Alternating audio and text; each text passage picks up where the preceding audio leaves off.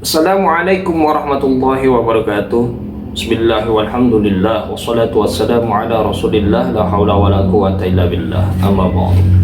Pada postingan video kali ini saya akan mereaksi dan membantah argumentasi Wahabi, yaitu Ustadz Firanda yang berdalil dengan surat Al-An'am ayat 18 untuk menguatkan akidah yang diyakininya terkait keberadaan zat Allah yang terletak berada di atas, di mana Ustadz Firanda ini memahami arah atas yang disifatkan kepada Allah itu sebagai posisi atau letak keberadaan zat. Sebelum saya bantah, mari kita lihat terlebih dahulu video penjelasan atau pendalilan Ustadz Firanda berikut ini. Sifat pertama yang akan kita bahas pada kesempatan sore hari ini ya. Ini sudah saya sering bahas, tapi kita bahas lagi, ini jadi masalah ya. Adalah tentang sifatul ulu, bahwasanya Allah Subhanahu wa taala adalah maha tinggi ya. Allah Subhanahu wa taala maha tinggi, dan ini keyakinan Ahlussunnah wal Jamaah bahwasanya Allah maha tinggi. Terlalu banyak dalil yang menunjukkan Allah maha tinggi di atas seluruh makhluknya. Terlalu banyak dalil bahwasanya Allah maha tinggi di atas seluruh makhluknya. Adapun dalil-dalil tersebut ya terlalu banyak ya. Namun kita akan sebutkan sebagiannya. Di antaranya Allah Subhanahu wa taala berfirman, wa huwal qahiru fawqa ibadih. Sungguhnya Allah Maha Kuasa berada di atas hamba-hambanya. Fawqa ibadi artinya berada di atas hamba-hambanya. Allah di atas. Ini ayat Al-Qur'an. Jadi saya kumpulkan dalam tesis saya ada sekitar 20 jenis sisi pendalilan. 20 jenis sisi pendalilan yang masing-masing jenis mencakup berbagai macam ayat ya. Jadi ada 20 jenis sisi pendalilan yang menunjukkan Allah di atas. Yang pertama, Allah mengatakan wa huwal qahiru fawqa ibadi. Allah berada di atas hamba-hambanya, jelas di atas. Ya. Kalau ahlul bidah, mereka sepakat kalau fawqa artinya di atas, maksudnya dari kekuatan, dari pamor. Tapi dalam sisi letak mereka tidak setuju. Kata mereka tidak boleh kita bilang Allah di atas kita, tidak boleh. Maksudnya Allah di atas, maksudnya Allah lebih hebat dari kita. Itu baru boleh. Tapi kalau di atas, posisi Allah di atas, kata mereka nggak boleh. Kenapa? Itu syirik. Itu syirik. Nanti akan kita bahas ya. Kemudian yang kedua, dengan menggunakan kata min. Min itu dari ya. Seperti firman Allah Subhanahu wa taala, yakhafuna rabbahum min fawqihim. Yakhafuna rabbahum min fawqihim. Para malaikat takut kepada Rabb mereka yang ada di atas mereka, yang ada di atas mereka. Dan kalau sudah ada kalimat min dalam bahasa Arab, itu tidak bisa diartikan lagi di atas maksudnya abstrak. Maksudnya atas ini maksudnya pamornya lebih besar, kekuatannya lebih kuat. Karena kalau sudah pakai min itu menunjukkan posisi. Wa huwa yakhafuna rabbahum min fawqihim. Malaikat takut kepada Rabb mereka min fawqihim, dari atas mereka. Dari arah atas mereka. Berarti Allah berada di atas mereka. Demikian tadi pendalilan Ustadz Firanda tentang akidahnya yang meyakini zat Allah terletak berada di atas, di mana arah atas dimaknai atau dipahami sebagai posisi bagi zat Allah.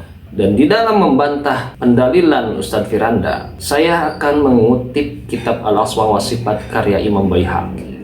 Ini dia kitab Al-Asma wa Sifat karya Imam Baihaqi rahimahullah ta'ala. Penjelasannya ada di halaman 389. Ini redaksi kitabnya.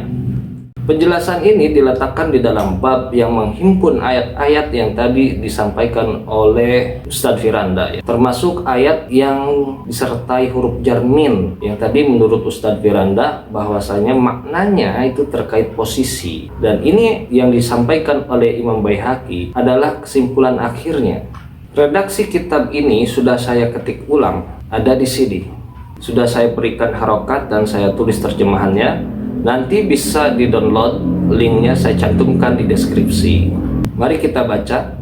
Imam Baihaqi berkata, akhbarona Abu Sa'id bin Abi Amr, sana Abul Abbas al-Asam, sana Muhammad bin al-Jahmi, sana al-Farra fi qawli azza wa jalla wa huwal qahiru fawqa ibadihi. Qala kullu syai'in qahara syai'an fahuwa musta'alin alaihi. Telah memberitakan kepada kami Abu Sa'id bin Abi Amr, telah menceritakan kepada kami Abul Abbas al-Asam, telah menceritakan kepada kami Muhammad bin Al-Jaham, telah menceritakan kepada kami Al-Farra mengenai firman Allah Azza wa Jalla, dan dialah yang maha perkasa di atas hamba-hambanya.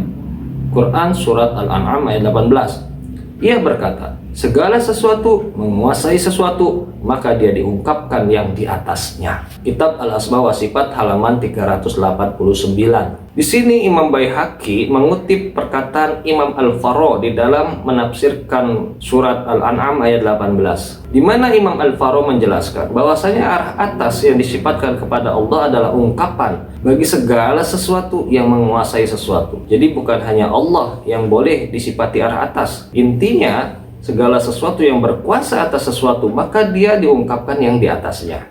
Jelas, maksud dari arah atas yang disifatkan kepada Allah menurut Imam Al-Faro bukan bermakna posisi atau letak keberadaan zat, melainkan kedudukan atau kekuasaan atau isyarat kepada kemuliaan.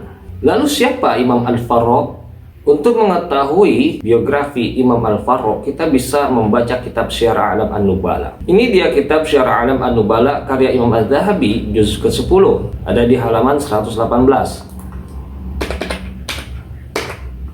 Ini dia redaksi kitabnya sampai halaman 121.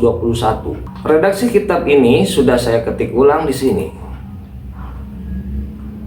Sudah saya berikan harokat dan sudah saya terjemahkan. Nanti bisa di-download dan nanti bisa dibaca. Setelah saya membaca biografi Imam Al-Faro dari kitab Syiar A'lam An-Nubala karya Imam Az-Zahabi, saya bisa menyimpulkan bahwasanya Imam Al-Faro ini adalah generasi salaf karena wafatnya pada tahun 207 Hijriah, dan bukan seorang mutakalim, bukan seorang ahli kalam, bukan Asy'ariyah, karena Imam Abu Hasan Al-Asy'ari baru lahir pada tahun 210 Hijriah. Itu artinya pada zaman Imam Al-Faro belum ada Asy'ariyah.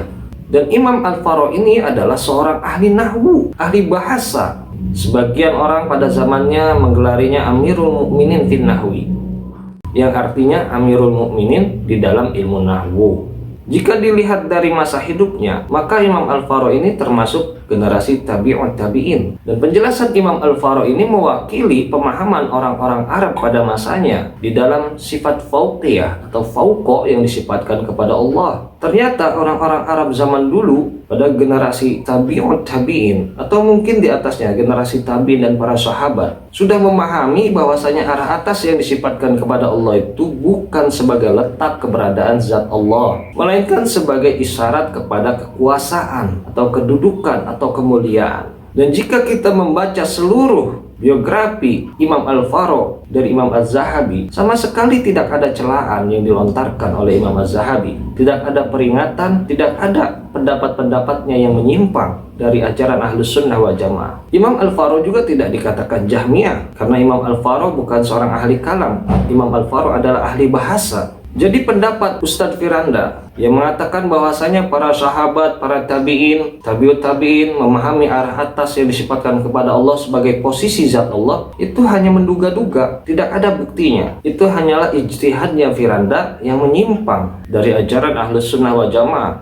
Tidak ada satupun para sahabat Rasulullah SAW memahami arah atas yang disifatkan kepada Allah sebagai posisi zat Allah berada. Maha suci Allah dari sifat demikian. Dan ini buktinya, seorang ahli bahasa di zaman dulu sudah menjelaskan bahwasanya arah atas yang disifatkan kepada Allah sebagai isyarat dari kekuasaan. Dan Imam Al-Faro menulis sebuah kitab tafsir yang diberi nama Ma'anil Quran. Itu artinya kitab tafsir Ma'anil Quran ini adalah kitab tafsir yang lebih tua daripada kitab tafsir At-Tabari, karena Imam At-Tabari itu hidup pada abad ketiga Hijriah. Dan setelah membaca biografinya, kita bisa mengetahui juga bahwasanya Imam Al-Faro ini adalah ulama yang dimuliakan, yang dihormati, dan juga seorang perawi siqah. Imam Al-Faro meriwayatkan banyak hadis dan hadisnya diterima dengan derajat sahih. Demikianlah ringkasan biografi dari Imam Al-Faro untuk membuktikan bahwasanya yang memahami arah atas sebagai isyarat kepada kekuasaan bukan hanya Asy'ariyah, bukan hanya ahli kalam, tetapi juga ahli bahasa Arab yang hidup pada zaman tabi'ut tabi'in, hidup pada zaman generasi salaf. Demikian yang bisa saya sampaikan, mudah-mudahan bermanfaat. Allahu a'lam bishawab. Wassalamualaikum warahmatullahi wabarakatuh.